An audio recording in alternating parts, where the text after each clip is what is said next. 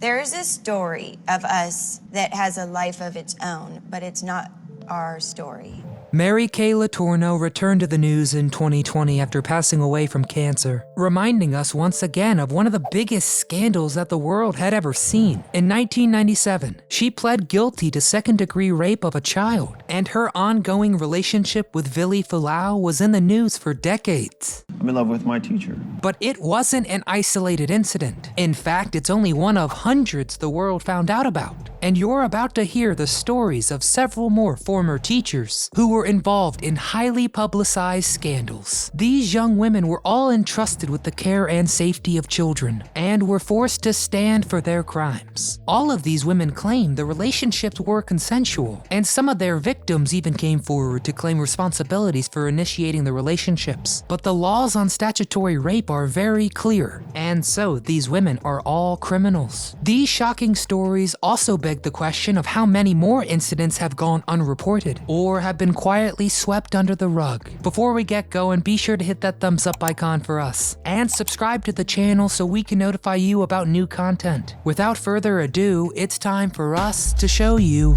what happened. Heather Daldryl. It's perfectly natural for young men at a summer camp to have a crush on their counselor. The streets are sprinkled with local artists and fine dining. But in 2011, a 13-year-old Louisiana boy found out what happened when one of them returned his feelings. And so did his parents, when they intercepted a series of text messages between their son and the 28-year-old Heather Daldryl. And of course, they called the cops. It was discovered that they had an ongoing intimate relationship that started at the boy's summer Bible camp. Daldryl reportedly picked up the boy from school without his parents' knowledge and took him to her home for their sexual encounters. She pled guilty to 1 count of felony carnal knowledge and was sentenced to 5 years in prison, serving only 1, with 4 years suspended. Alexandria Vera.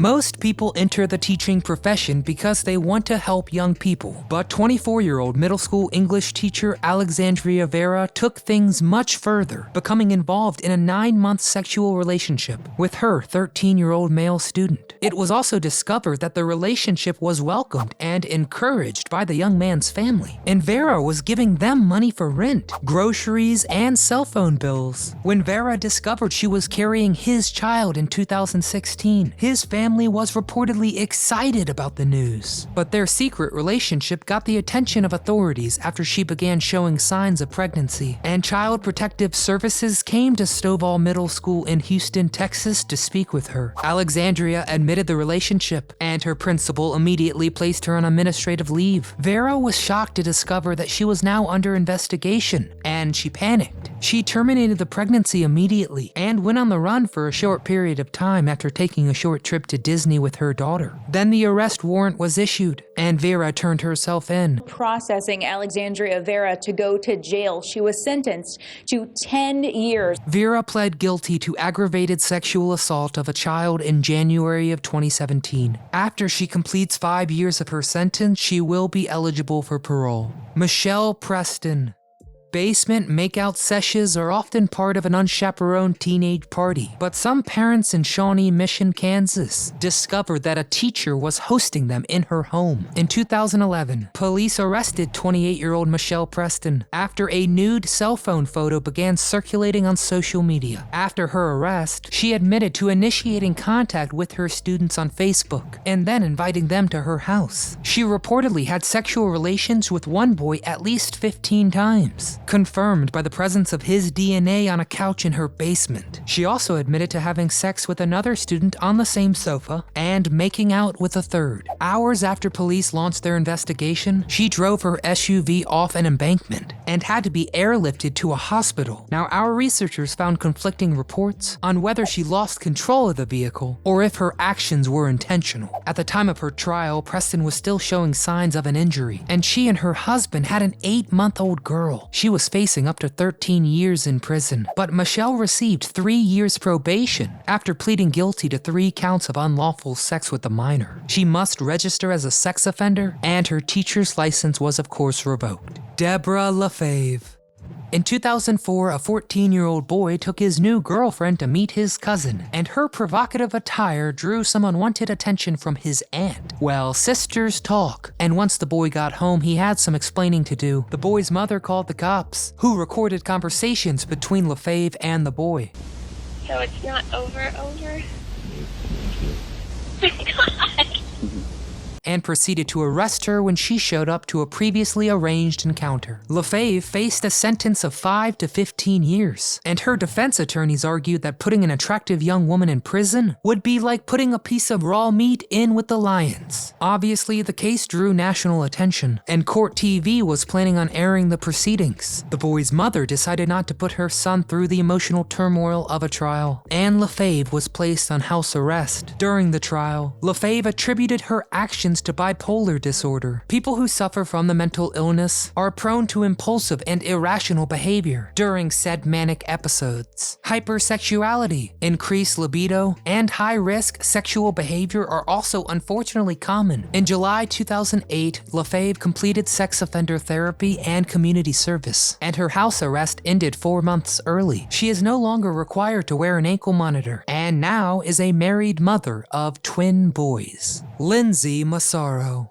Every now and then, bold young women slip teenage boys their phone number in class. But when the note comes from the teacher, the consequences can be disastrous. In 2011, 23-year-old New Jersey student teacher Lindsay Massaro admitted to giving her phone number to an 8th grade special education student. She also admitted to kissing him in the school parking lot and performing oral sex. On at least one occasion, she also drove him to her home where they had sex several times. Massaro pled guilty to sexual assault on February 14, 2011 in New Jersey Superior Court. She was sentenced to 3 years in prison and also received a lifetime ban from teaching. Massaro is now a registered sex offender. Sarah Jones.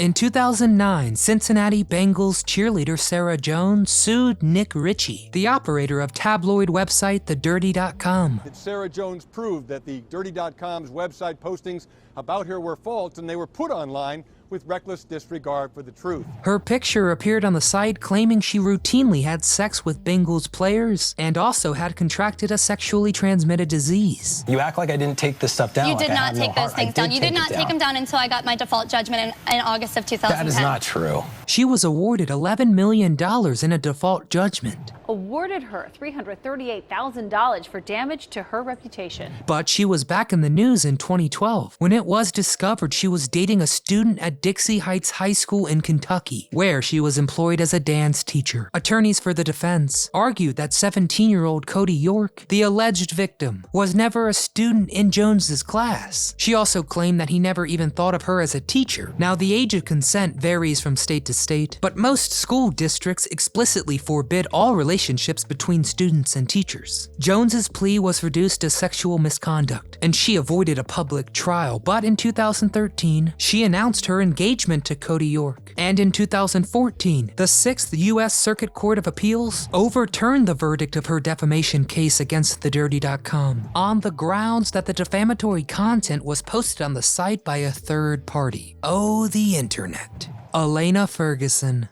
Social media junkies frequently confuse real friends and Facebook friends. But when teachers and students become friends online, well, it's complicated. In 2016, 23-year-old Elena Ferguson of Plano, Texas, admitted that she knew her 2-month relationship with a 16-year-old student was not the right thing to do, but that it felt right at the time. The boy wrote his Snapchat ID on his algebra test. The way it happened, he wrote his Snapchat name on a test and turned it in. And the couple had their first sexual encounter on a park bench just a few days later. Ferguson was charged with sexual assault of a 16-year-old boy, and the court documents revealed that she hosted a party for the boy and a friend at her apartment when her fiance was out of town. They played beer pong and she bought a pizza, with of course some alcohol for the teen and his friend. She admitted to having sex with the boy while his friend was walking his dog, and she also admitted to another encounter in the back of his truck after a football game. And during their 2-month relationship, they exchanged countless nude photos. Well, Ferguson pled guilty to charges of improper relationship between a teacher and a student, and indecency with a child by exposure. And Ferguson received 10 years probation and lost her teaching license. Lisa Glide.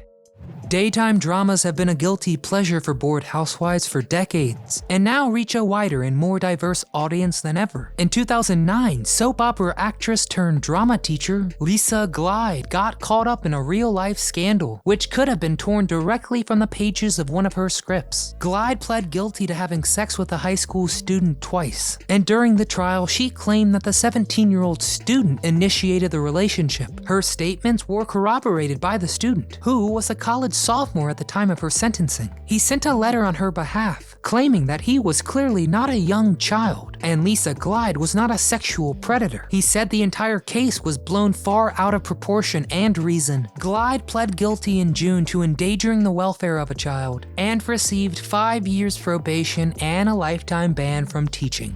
Hunter Day. In 2019, Hunter Day of Yukon, Oklahoma, got a big surprise after staging what she thought was a romantic encounter with her teenage victim. Well, the boy's parents discovered the inappropriate relationship with his chemistry teacher when they found text messages and nude photographs on his phone. They tipped off the police, who set up a sting operation. Police texted the 22-year-old teacher from the boy's phone, confirming a prearranged meeting, and she replied yes, and also urged detectives to hurry up and get there before her husband got home from work. According to the report, when the undercover agents arrived, they found Day sitting on the living room floor in a dark, candlelit room wearing a t-shirt and gym shorts. Day was sentenced to 10 years for second-degree rape, with 3 years behind bars and 7 years of supervised probation. What compels an adult woman to risk her career and everything she has for forbidden love? Why would a married woman violate the sanctity of her wedding vows? Why would a young single woman with a seemingly long list of eligible suitors then seek the companionship of a teenage boy? Our writers left no stone unturned trying to find the answer, but only wound up with more questions. And that's been our look at America's most shocking teacher sex scandals. Did we leave one out? Do you have any ideas on how to prevent future tragedies? Let us know what's on your mind. We're listening. Don't forget to hit that like and subscribe buttons. And do come back often so we can keep telling you what happened.